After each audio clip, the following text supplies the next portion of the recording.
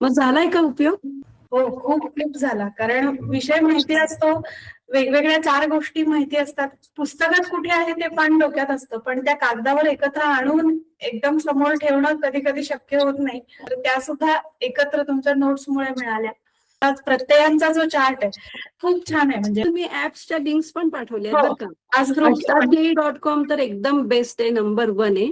आणि शिवाय त्याच्या ते खूप मोठं आहे. त्याच्याऐवजी मग काहीतरी एक कृदंत साधिका एक आहे, एक धातुरूप 360 आहे. त्या सगळ्या इतक्या मस्त आहेत ना. नुसता धातू टाकला ना की आपल्याला त्याची सगळी रूपं मिळतात, सगळे लकार मिळतात. धातुरूप 360 आणि कसे काही विभक्तींची पण आहेत.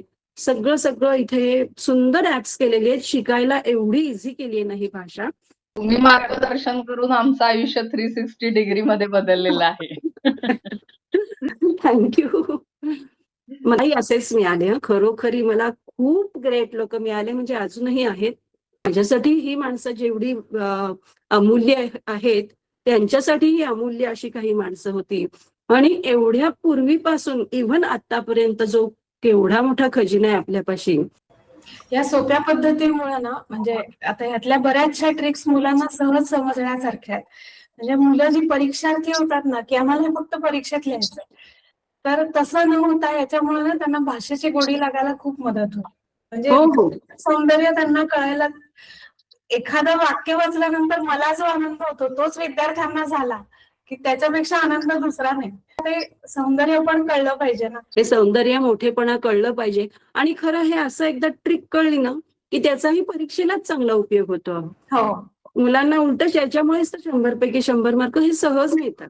परीक्षेला मिळतात आणि मार्कांचाही उपयोग होतो आणि सौंदर्यही कळतं. त्यामुळे छान आहे आणि छान खूप खूप धन्यवाद. खूप धन्यवाद. उपयोग सगळ्यांना व्हायलाच हवा, ह्याच उद्देशाने हा वर्ग घेतला आहे. तरीही काही शंका असतील कुणाला, तरी आपली संस्कृत स्वम ऍक्टिव्हिटी आहेच आहे. म्हणजे त्याच्यामध्ये हे सगळं अजून जरा कमी स्पीडनी 16 सेशन विथ 3 रिव्हिजन सेशन्स. त्यामुळे फक्त याच्याहीपेक्षा थोडं अजून डिटेलमध्ये असं असेल. तर त्या ऍक्टिव्हिटीलाही जरूर आपण येऊ शकता किंवा पुन्हा डायरेक्टली ग्रुपवरती एकमेकांना सुद्धा आपण सगळे मदत करू शकतो, काही शेअर करू शकतो. असं जरूर करूयात आपण. कितीही चर्चा केली तरी हे सुंदरच असते या भाषेमध्ये. हो ना. विशेष म्हणजे आपणच शक्य होईल तेव्हा संस्कृत मधून चर्चा करायचा प्रयत्न करूया. म्हणजे ती आपल्या पण सवयीची राहील. हरकत नाही.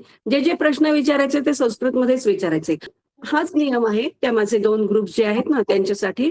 तर त्या ग्रुपमध्ये ज्यांना ज्यांना सहभागी व्हायचं आहे त्यांनी मला प्लीज.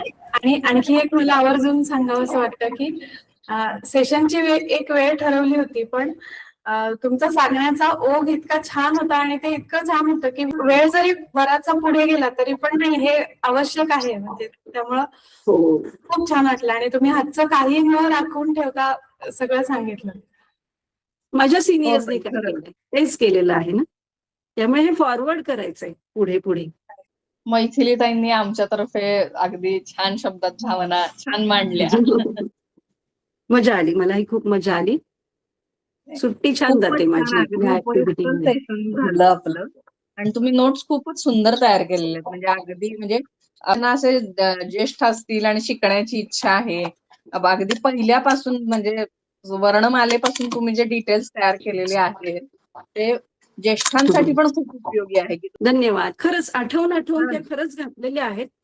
आणि अजूनही त्याच्यामध्ये काही ना काहीतरी ऍडिशन होत राहील. तुम्हाला मी पाठवीनच. हो, शुभम भवतु. धन्यवाद. धन्यवाद. धन्यवाद. नमो नमः.